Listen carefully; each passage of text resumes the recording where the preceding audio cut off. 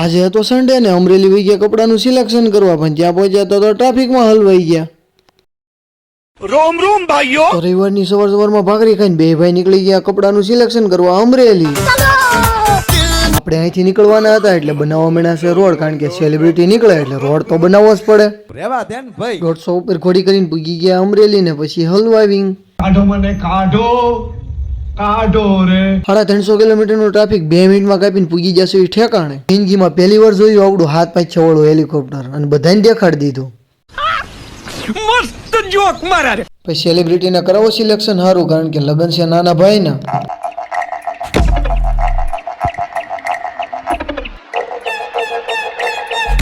પછી તો ભાઈ સિલેક્શન કરીને નીકળી ગયા છે બહાર ને. આયા તો ભાઈ ડોક્ટરે જાય છે બટાકા લેવા ભંગાર દે.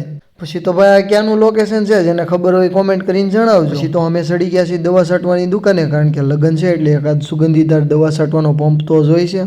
એટલે જ હું પરજાને કે હારે ન લઈ જાઉં, વરાજા ઉપર જ દવા છાંટવાનું પંપનું કરી દીધું છે ટેસ્ટિંગ. જનતા માફ નહીં કરેગી. આ બે તો લાલ જાજમમાં મારી પહેલા પાડી દીધી છે એન્ડ. બેલ્ટ અને પર્સ લઈને ખસકાવીને ઘરે ને લે હાલે.